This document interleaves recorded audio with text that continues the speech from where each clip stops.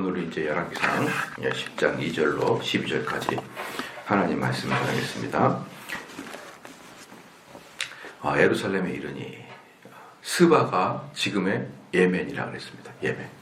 그러니까 이제 오늘 딱 설교 끝나면 집에 가가지고요. 이렇게 이제 인터넷에다가 예멘 딱 치고 그 다음에 지도 이렇게 쳐보면은 딱 이제 예멘 지도가 나와요. 예멘이 이렇게 아라비아 반도가 딱 나옵니다. 아라비아 반도 나와서 한번 쫙 이렇게 그 아라비아 반도 맨 밑에가 예멘이거든요. 그 위에가 사우디아라비아고 쭉 보면은 와 엄청 멀구나라는 걸 이제 좀 느낄 수가 있어요. 집에 가서 이렇게 한번 보는 것도 좋습니다. 2,400km에 2,400km를 예멘이라는 곳에서 예루살렘까지 왔습니다. 2절에 보면 예루살렘에 이르니 수원이 심이 많고, 이 수원이 뭐냐면 비서지를 말합니다. 비서지. 또는 우리 대통령이 어디 가게 되면은 외교부 장관을 비롯해서 막 따라가잖아요. 그런 것을 생각하면 돼요. 예루살렘에 이르니 수원이 심이 많고 향품과 심이 많은 금과 여러분들이 중동을 놀러 가면은 아주 그 많이 있는 것이 뭐냐면 향료입니다. 향기 나는 거. 전 세계 사람 중에 제일 냄새가 많이 나는 애들이 중동 애들과 인도 애들이에요. 인도와 중동 애들이 제일 많이 나는데, 인도 애들은 카레 냄새랑 짬뽕이 돼가지고 나는 냄새고요.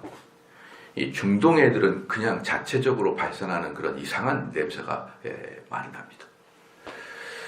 그리고 유럽 애들도 이렇게 냄새가 나고, 그냥 냄새가 많이 나는 곳에서는 향기가 많이 발산하죠. 향수를 많이 만들죠. 그래서 이제 옛날부터 중동은 향수 수출국입니다. 태고부터 중동은 향수 수출해요. 전 세계에서 냄새가 제일 안 나는 종족이 우리 한국을 중심으로 이렇게 일본, 동양 애들은 냄새가 좀 안 난다고 이렇게 해요. 동양 사람들은. 그런데 이제 이 중동 애들은 뭐 여러분 아시잖아요. 버스 타면은 이놈들이 탔구나. 또 미국 애들은 그런다는 거야. 탁 타면은 이거 인도 애들이 탔구나. 카레 냄새가 막 나고, 중동 애들은 그냥 이상한 암내가 나가지고 아주 불쾌하죠. 그러니까 원래부터 이제 이 중동은 향수의 수출국인데, 이때도 벌써 뭐가 나옵니까? 향료. 그렇죠. 수원이 심이 많고 향품과 심이 많은 금과, 이 금은 두 가지 설이 있습니다. 지금은 중동에는 금이 많지 않거든요. 그러니까 그 당시에는 금이 많았는데 지금은 금이 떨어졌다고 하는 설과, 아니면 중개무역으로 금이 많이 와 있다는 설이 있어요. 왜냐 그러면 금은 어디에 많냐면 인도에 많았거든요. 지금도 인도에 많지만, 그 금들이 전부 다 그러니까 인도에서 만들어져 가지고 유럽으로 들어올 때 여기 예멘에 정착하잖아요. 예멘에 그때 이제 금들이 많이 예멘으로 퍼졌어요. 왜냐하면 예멘 자체가 그때 스바 자체가 아주 부유한 동네였거든요. 그래서 그들의 주 수출 품목이 어제도 말씀드렸지만 고가 품목, 사치품 위주의 수출이었어요. 그러니까 부자죠, 부자. 그 다음에 보석. 이 보석은 또 지금이나 그때나 중동은 보석이 많습니다. 보석이 많아요. 그래서 여기에 있는 그 품목들이 지금 현대와 별 차이가 없습니다. 참 신기하죠? 여러분들은 워낙에 산전수전을 많이 겪어서 하나도 안 신기한가 본데, 저는 많이 신기했어요. 어떻게 이때랑 지금이랑 이렇게 그 수출품들이 차이가 없을까? 그래서 아마 저는 이제 그런 생각을 합니다. 이제 만약에 장사가 왔어요. 여러분들도 그 기분 울적할 때 쇼핑 가면 어때요? 기분이 풀어지잖아요. 그러니까 저희 이제 아마 여기 있는 분들은 다 젊었을 때 그런 경험을 해봤을 겁니다. 저희 어머니가 젊었고 제가 어렸을 때 그 화장품 파는 아줌마들이 이렇게 다 가방 들고 집에 와서요. 그러면 우리 어머니가 숨 넘어가는 거야. 숨 넘어가 이러면서 좋아가고, 그러면서 그 아줌마들은 저기 어디 가고 전국을 돌아다니는 아줌마기 때문에 그 아주머니가 오면은 막 전국 이야기 다 해줘요. 뭐 어디 가면 뭐고 그래 쫙 펴고 그냥 어머니도 숨이 꼴딱꼴딱 넘어가고 그런 게 생생함이에요. 그러니까 이제 그렇게 이렇게 좋은 그 특별히 사치품 같은 거를 팔고 이제 이런 장사꾼들이 딱 그 사람들이에요. 정보를 많이 제공해주고 그렇잖아. 왔다 갔다 하니까 그 다음에 쫙 펼치면은 사람들이 기뻐가지고 껄떡껄떡거리는 그런 모습이 이 아라비안 나이트에 나오는 아라비안 상인들이란 말이에요. 이 사람들이 딱 사치품을 이렇게 사람들이 가면은 어때요? 뭐 생필품 쌀 보고 껄떡껄떡하고 뭐 물 보고 껄떡 이런 사람 없어요. 몸이 꼴떡꼴떡하고서 향수 보고 금 보고 보석 보고 이러면 뭐 눈이 돌아가는 거죠. 그러니까 이 아라비아 상인이 가는 곳마다 어때요? 이 사람들 대접받고 다니는 거예요. 대접받고 다니는 거죠. 그리고 이제 이 사람들은 뭡니까? 비싼 것을 들고 다니니까 강도를 만나니까 아라비아 상인들은 어때요? 낙타 수십 마리. 여러분 그 행렬이 얼마나 긴지 몰라요. 그리고 단체로 다니는 거예요. 단체로. 그러니까 이 상인들 자체가 완전히 뭡니까? 외교적 그 역할을 다 하는 애들입니다. 여유 역할을. 그러니까 이제 이 2절에 예루살렘에 이르니 수원이 심이 많고 향품과 심이 많은 금과 보석을 약대에 실었더라. 그러니까 지금 이 아라비아 상인들이 최초의 어제도 제가 말씀했습니다만 이 최초의 낙타 상인을 이 스바에서부터 시작을 한 거예요. 스바에서부터. 왜냐 그러면은 실질적으로 뭡니까? 그 생필품 같은 경우는요. 생필품 같은 경우는 낙타로 이송하는 것이 조금 뭐라 그럴까요?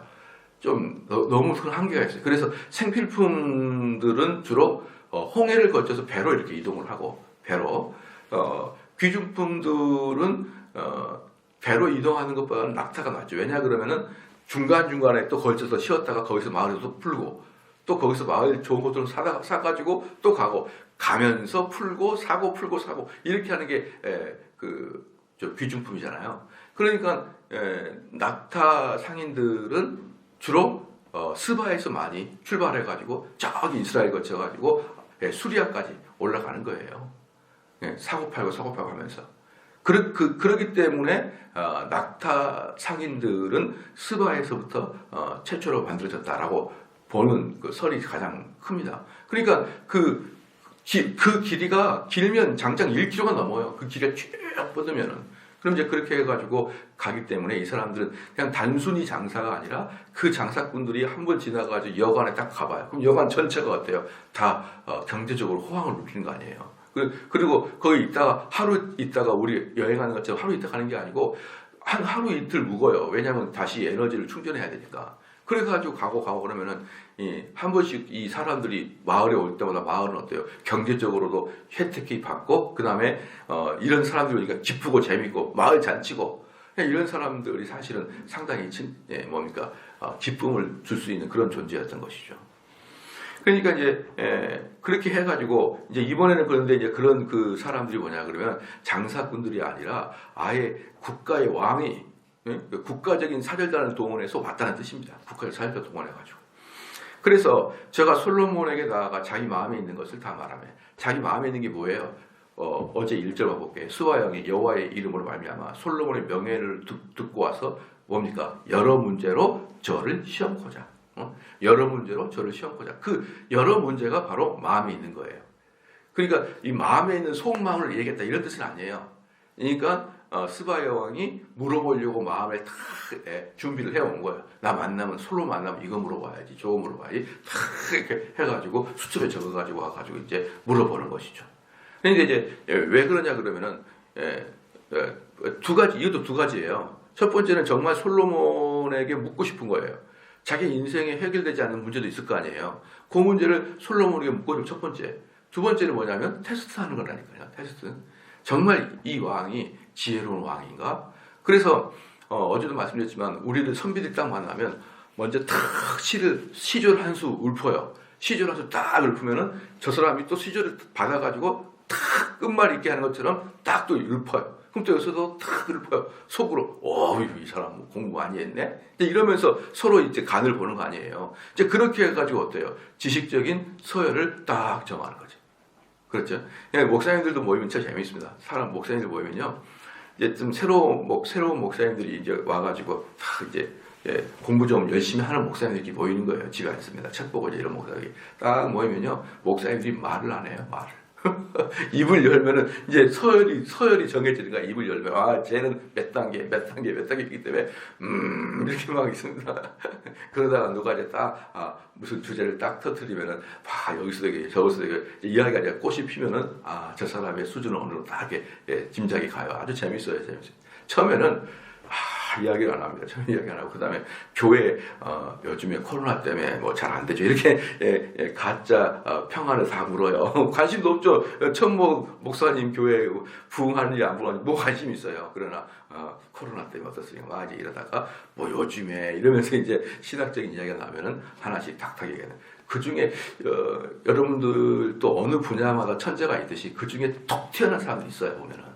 다 고모양 비슷비슷한데 한 사람이 탁 튀어나온 사람들이 있거든요. 속으로 저거는 똘똘한 사람이구나 이렇게 느낌이 다 그런 분위기예요. 그런 분위기. 그래서 스바야 왕이 딱 이제 인생의 주제를 탁 터뜨리면 어떻습니까? 또 솔로몬이 쫙 이야기를 하고 스바는 이렇게 하는 이런 분위기였던 거죠.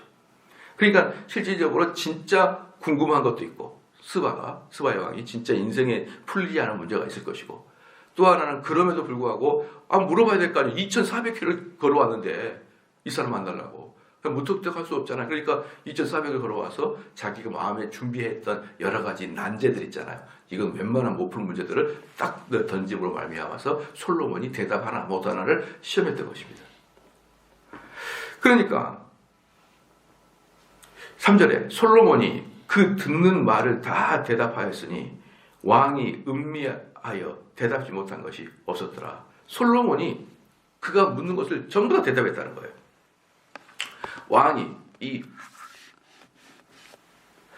왕이 음미하여 그러니까 이 왕은 누구냐 그러면 스바의 왕을 이야기합니다. 왕이 음미하여 대답하지 못한 것이다. 그러니까 왕이 음미가 뭐냐면 숨기는 거예요. 왕이 숨긴 이야기를 대답하지 못한 것이 아무도 없었다는 것이죠. 그러니까 딱 마음속에 정말 어려워. 그런데 이제 여기서는 뭐냐 그러면 삼손이 블레셋 사람들한테 수수께끼를 내잖아요.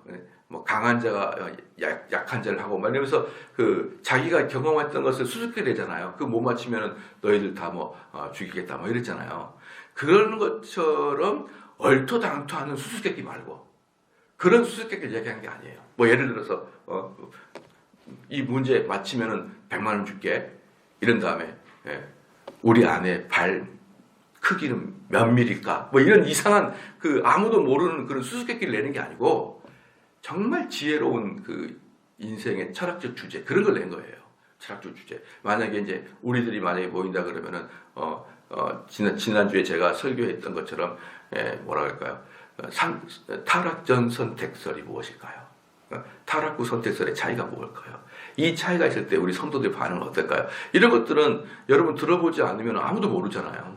그래서 사람들 앉혀놓고 타락전 선택설, 타락 후 선택설 이렇게 하면은 뭔 이야기다냐 이렇게 얘기하잖아요. 그런데 제가 만약에 누구를 만났는데 제가 주제를 던질 때마다 그것을 소상하게 이야기하고 소상하게 이야기할 뿐만 아니라 성경 구절을 막 갖다 대면서 쫙 이야기하게 되면은 하나만 딱 질문해 보면은 아이고 이 사람 대단한 사람이다 금방 알죠.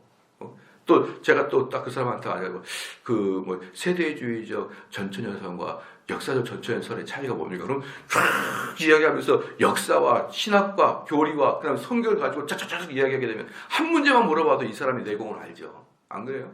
바로 그걸 그렇게 말하는 거예요. 그러니까 지금 스바의 왕이 그냥 요상한 수수께끼 어떤 단어적인 언어적인 유희를 즐기는 게 아니고 진짜 인생의 중요한 주제들을 던진 거예요. 근데 그것은 제가 생각하죠. 내가 이거 역사적 전천년, 세대주의 전천년 이거 물어보면 아무도 모르겠지. 딱 생각하고 있을 거예요. 저도 물어보면 웬만한 사람 모를 거야. 딱 그러고 있는데 그냥 제가 알고 있는 것보다 2배, 3배는 그냥 그 자리에서 풀어 헤쳐버린 거예요. 준비도 해오지도 않고 그 자리에서 풀어 헤치니까 속으로 아이고야 이분은 내가 함부로 못하겠구나. 금방 아는 거죠. 금방. 다 그 분야에 있으면 다 알게 되어 있는 것입니다. 바로 이제 그렇게 했던 거죠. 스바야 왕이 솔로몬의 모든 지혜와 그 건축한 거예요. 그리고 나서 스바의 왕이 눈을 들었어요. 눈을 들고 보니까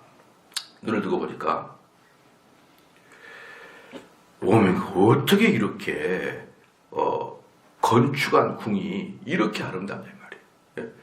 그러니까 지혜도, 솔로몬의 지혜도 대단하고 건축한 궁이 그때부터 눈에 들어오는 겁니다.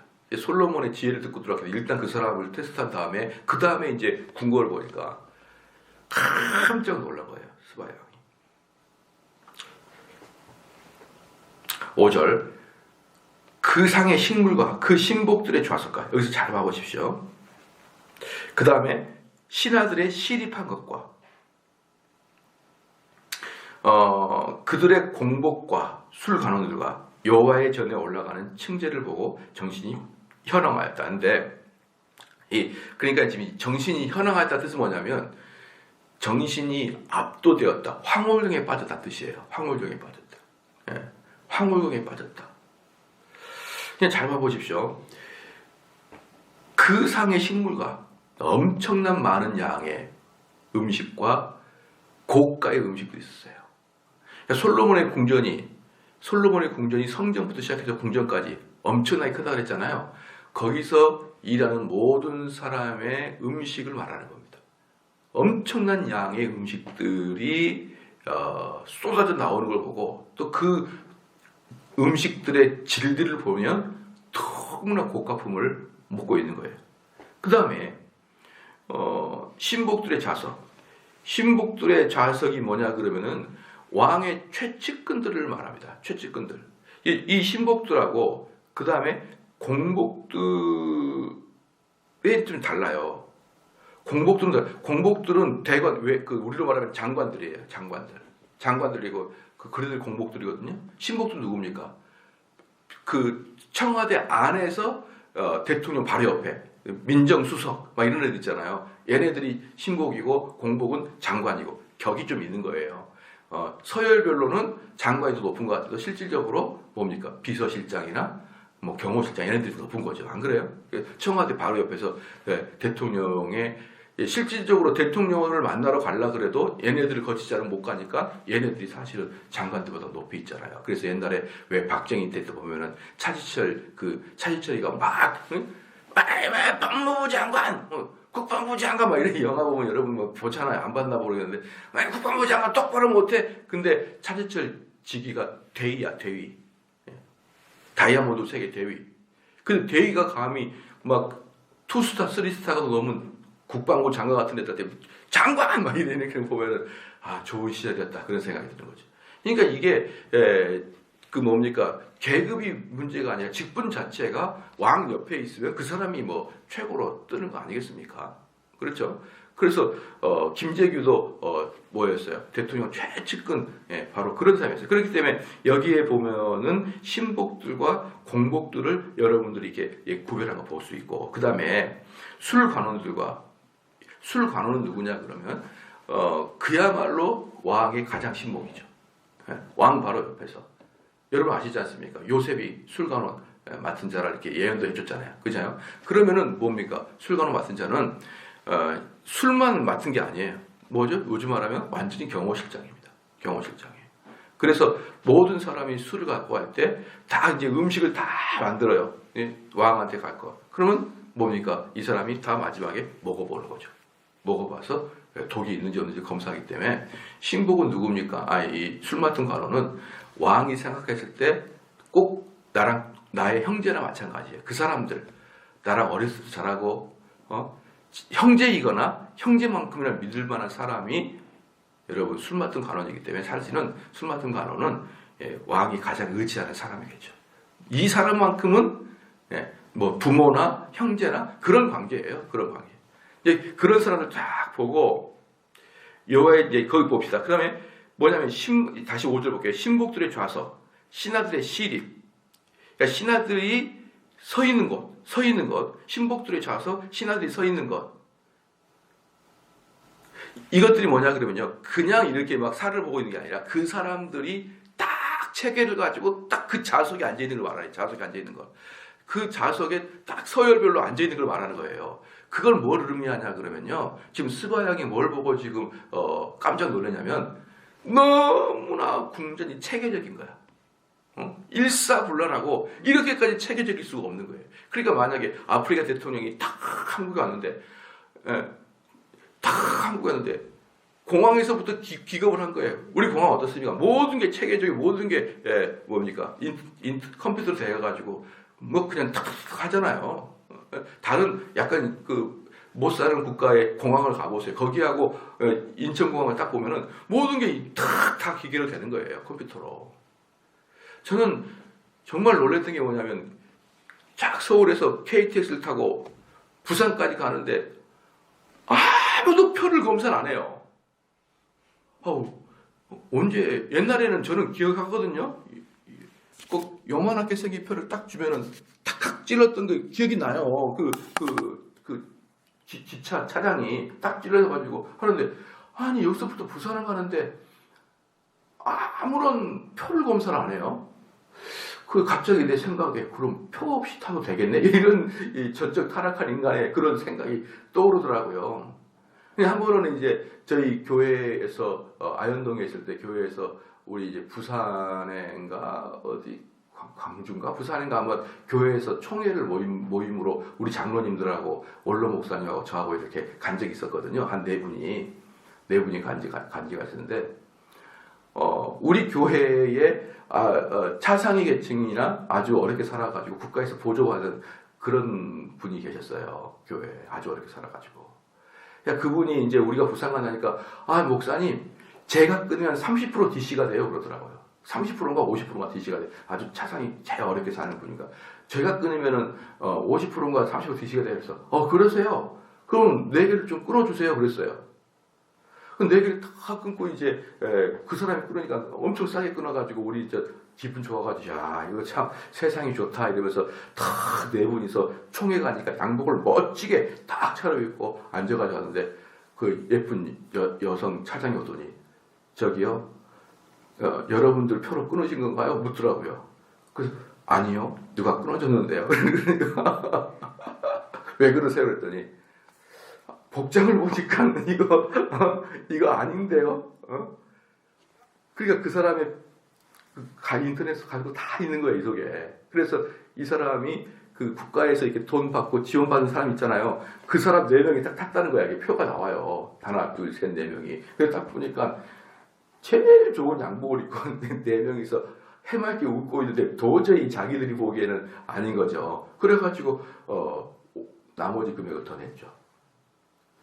그래서 한마디 더 하더라고. 다음부터 이러면은 50배 벌금입니다. 그러더라고. 그래서 그때 알았죠. 이 사람들이 다 여기 들고 다니는구나. 들고 다니는구나. 어때요? 얼마나 체계적입니까? 그래가지고요. 서울역에서 타가지고 부산까지 가는데 아무도 그냥 내려서 앉았다가 그냥 가면 끝이에요. 그런데 전부 다 체계는 다 보고 있는 거예요. 다. 이런 걸 보고도 저도 깜짝 놀랬듯이 만약에 아프리카의 어떤 국가, 동남아 어떤 국가가 우리나라도 좀 이제부터 한국처럼 잘 살아봐야겠다. 그래서 한국을 탐방을 왔어요. 그 처음부터 끝까지 이렇게 전부 다 체계가 착착착착 갖춰지니까 어때요? 놀래버리는 거죠. 놀래버리는 거죠.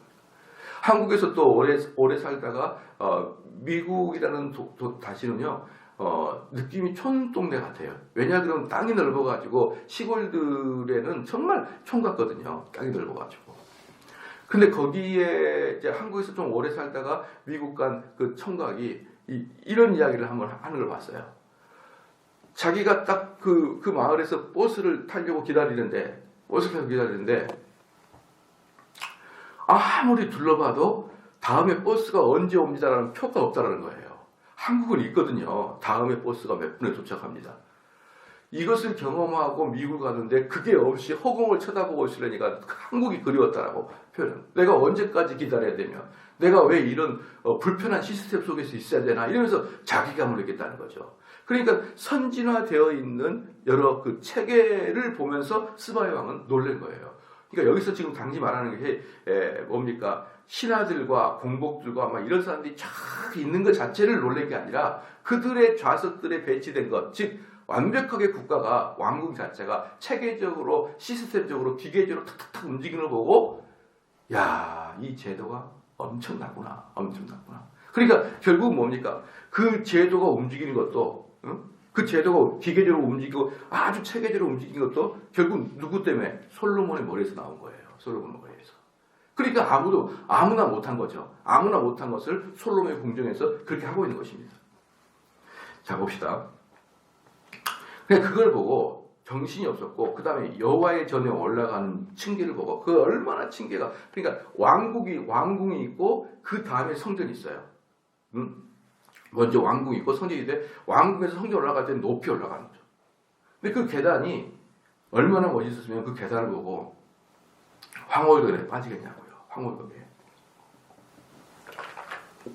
6절에 왕께 고하되 내가 내 나라에서 당신의 행위와 당신의 지혜에 대하여 들은 소문이 진실이다.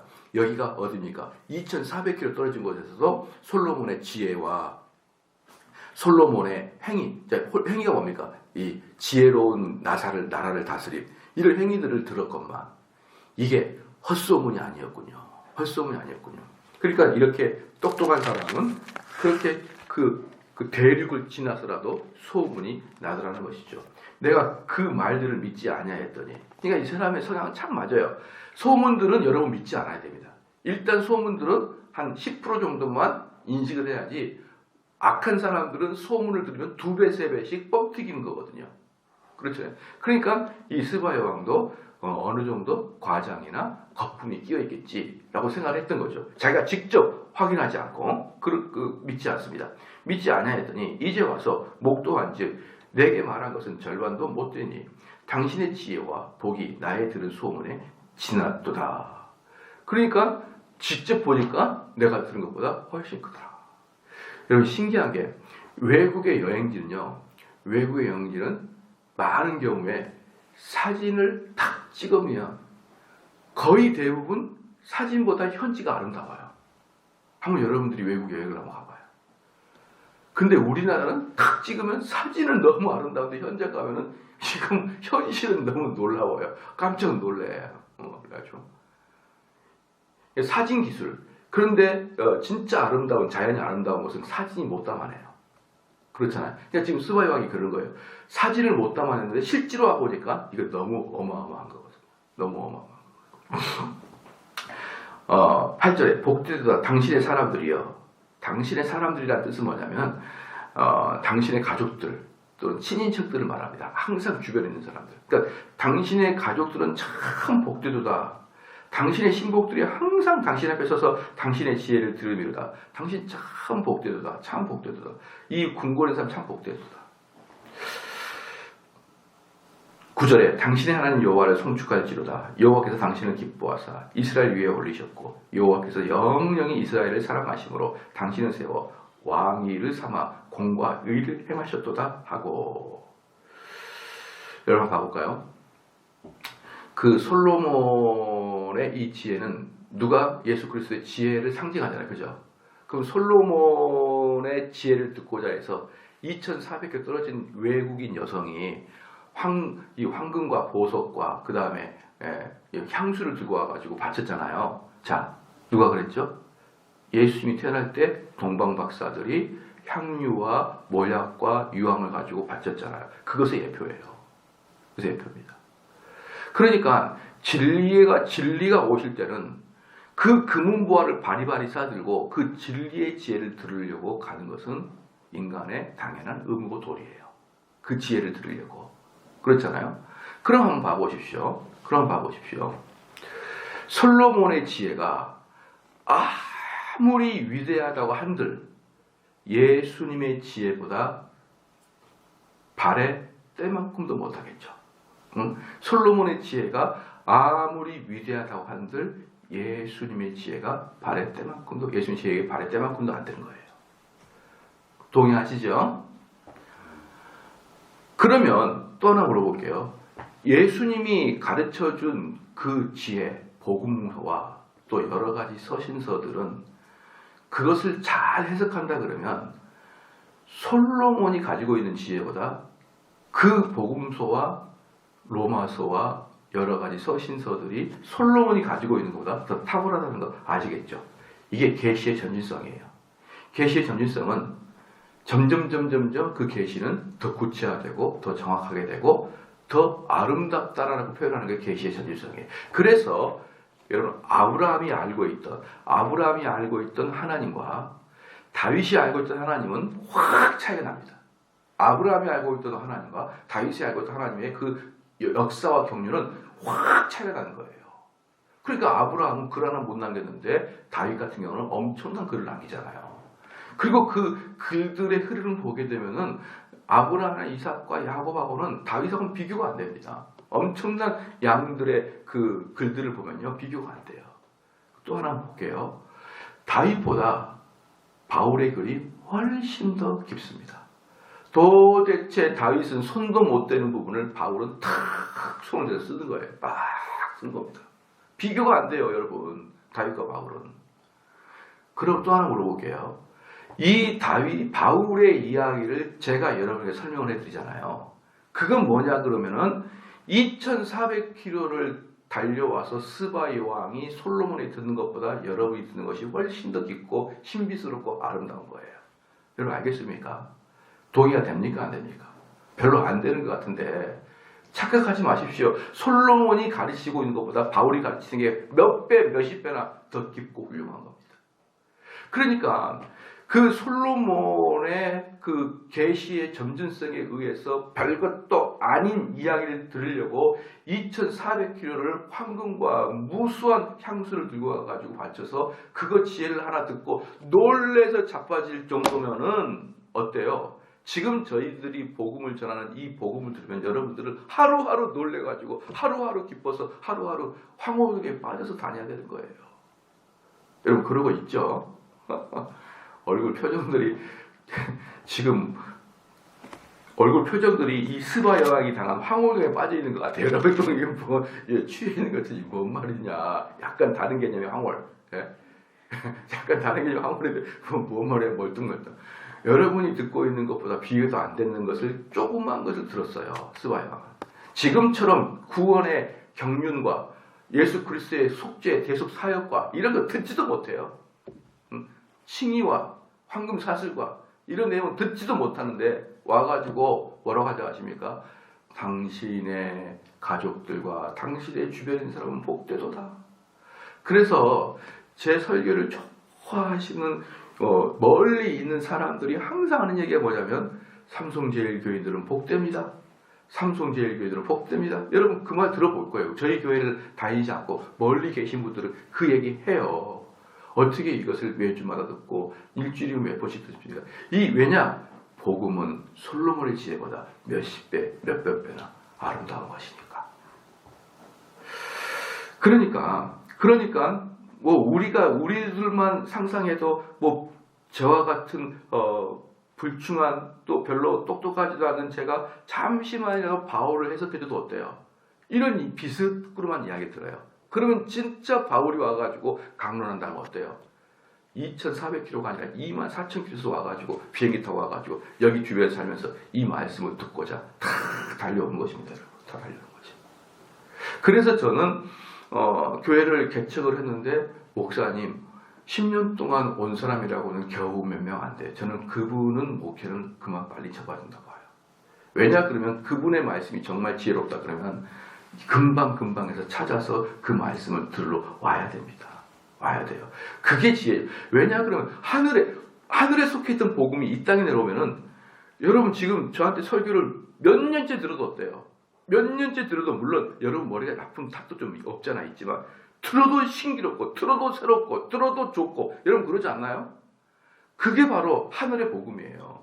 근데 어떻게 그 하늘의 복음을 가르치는데 교인들이 졸리고 교인들이 들어오지도 않고 여러분 그것은 스피커에 뭔가 문제가 있다 저는 봐요.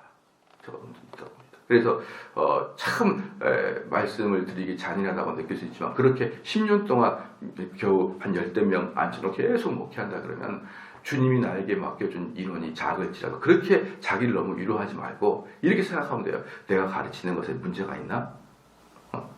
너무 자기를 너무 적은 수에도 일평생 그 수를 아끼고 보살피면서 그들에게 복음을 전하는 게 나의 임무다. 이렇게 너무 자기를 스스로 과대평가하지 마시고 이렇게 생각하면 되죠. 내가 문제가 있을까? 내가 복음을 잘못 이해하고 그렇게 이해를 하고 그렇게 생각을 해야지 발전이 있지. 이렇게 생각하면 위로는 있겠죠. 위로는 되겠지만 발전은 없어요. 발전이 있으려면 내가 문제가 있을까? 내가 좀 더 연구를 해야 되나? 여러분 그래야 됩니다. 왜? 하나님의 복음은요. 들으면 놀라운 것뿐이거든요. 여러분들만 놀라는 게 아니에요. 저도 벌써 20년 가까이 열심히 탐구할 때도 탐구하고 성경을 연구할 때마다 성경을 읽을 때마다 저도 매일매일 새로워요. 매일매일 새롭고 매일매일 놀라고.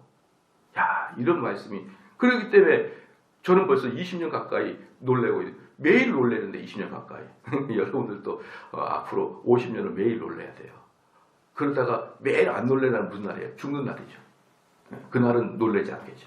그런 식으로 일생을 살아가는 거예요. 왜? 하늘에 속해 있기 때문에.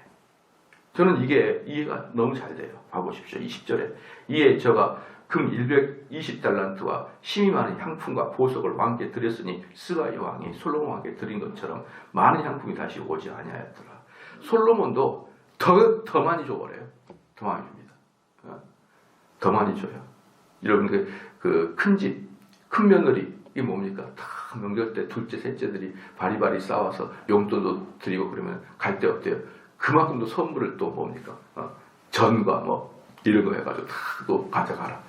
주거니 받거니 하잖아. 그것처럼 11절에 옛날에 황제들 있잖아요. 옛날에 영국, 중국 황제들이 이제 우리가 이제 황제들한테 다 바치러 가요.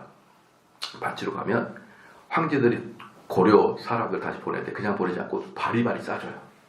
바리바리 싸줘요. 그냥 황제가 꿀떡 먹고 조공받고 좋아하는 게 아니라 갈 때는 또 바리바리 싸줘버려요. 그게 바로 형님이라는 개념이에요. 형님국가. 형님국가. 우리는 거의 1000년 동안 중국을 형님국가로 섬겼거든요. 형님의 뜻이 뭐예요? 바리바리 싸주는 거예요. 바리바리. 가져가. 가져가. 자, 지금 미국이 우리 형님국가죠. 바리바리 싸주죠. 어떻게 바리바리 싸줍니까? 시작. 무역 적자를 봐주잖아요. 미국이 대한민국한테 무역 적자를 봐주잖아요. 그게 형님국가라는 뜻이에요. 무역의 적자를 봐줬다는 뜻이. 일본은 우리에게 무역의 흑자를 보잖아요. 그러니까 우리의 라이벌이에요. 그래. 우리에게 무역의 적자를 봐줘야 형님국가가 되는 겁니다. 만나면은 누가 손해입니까? 시작. 미국이 손해예요. 왜? 계속 흑자가 우리를 보니까. 우리는 보니까. 그러니까 항상 형님이 되려고 그러면요. 많은 돈과 재정을 가지고 돈을 조금씩 줘야만 뭐가 되는 거예요? 형님이 되는 거예요. 그러니까 여기서도 솔로몬이 뭡니까? 스바 왕을 자기 동생으로 만들려고 더 큰 걸 딱 줘버리는 거예요. 그렇게 된 거죠. 그러니까 11절에 오빌에서부터 금을 실어온 히람의 배들이 오빌에서 많은 백단목과 보석을 운반하여 오매 왕이 백단목으로 여호와의 전과 왕궁의 난간을 만들고 또 노래하는 자를 위하여 수금과 비파를 만들었으니 이 같은 백단목은 전에도 온 일이 없었고 오늘까지도 보지 못하였더라. 솔로몬 왕이 왕의 규례대로 스바 여왕에게 물건을 준 외에 또 저의 소원대로 무릎 구하는 것을 주니 이에 저가 그 신복들 더불어 본국으로 돌아갔더라. 뭡니까? 솔로몬이 왕창 줘버렸거든요. 왕창 주니까 스바 여왕은 어때요? 도착에서부터 갈 때까지 황홀에 빠져가지고 돌아가는 겁니다. 그리고 이 준 것들이 그러니까 쉽게 말하면 이거예요. 아예 스바의 왕 마음속에 솔로몬에게 대항할 마음 자체가 없어져 버린 거예요. 자체가. 지혜로부터 시작해가지고 그 나라의 부귀영화도 비교가 안 됐어요. 가보니까 솔로몬의 나라들이 스바 여왕의 나라하고는 비교도 안 되게 잘 살아요. 비교도 안 돼요. 스바 여왕은 자기 나라가 제일 잘 살아서 생각했는데 와보니까 이 이스라엘을 보니까 자기들하고는 비교가 안 되는 거예요. 그러니까 어때요? 덤빌 의지 자체가 싹 사라진 것입니다. 그리고 여러분 명백하게 솔로몬 시대 때 딱 이스라엘이 그 당시에 전 세계가 바로 거기거든요. 솔로몬, 이스라엘, 예굽, 또 수리아 이쪽이거든요. 그때 전 세계가 그때 전 세계에서 제일 강한 나라가 이스라엘이었어요. 그때가. 뭐 그때 중국도 있었겠죠. 그러나 우리가 역사적으로 보면 그때는 세계가 그 중동, 메소포타미아 문명 바로 그 근방이 세계 전체라고 보면 돼요. 그런데 그 전체에서 세계 1등 국가예요. 1등 국가. 이게 이스라엘이었습니다. 그러니까 이스라엘 사람들 머릿속에는 그때만 생각하면 어때요? 우리가 전 세계 1등이었는데 우리가 전 세계 1등인데 부와 명예와 권력이 제일 강한 때가 솔로몬 시대 다윗이 있었는데 항상 그때는 어때요? 그들의 떠오르는 고향으로 생각하고 있는 거예요. 그러니까 이것을 이제 10장에 있는 이 말씀은 하나의 예화예요. 수많은 사람들이 이랬다는 거예요. 근데 그 중에 하나가 스바의 왕을 예를 든 겁니다. 여러분, 이만큼 하나님께서는 솔로몬에게 복을 주셨어요. 근데 제가 어제도 말씀드렸지만 솔로몬이 잘했어요? 아니야. 그 땅의 지정학적 위치상 돈을 그렇게 벌게 했거든요. 하나님이 그 땅의 위치에, 그래서 거기서 복을 주면은 돈이 몰려오지만, 그렇잖아요. 지정학적 위치에 그렇잖아요. 돈이 몰려오지만 하나님의 영광이 있더라면 뭐가 몰려와요? 외적들이 몰려오죠. 그러니까 솔로몬 네가 잘해서가 아니라 하나님이 다 막아주고 있다는 것을 솔로몬은 기억을 해야 되는데, 이렇게 부자가 되고 뭐 멀리서 오는 사람들이 올 때마다 황홀에 빠져 들어가니까 솔로몬의 마음이 서서히 있어졌대요. 교만기가 딱 차더니 금방 이제 끝나게 된 거예요.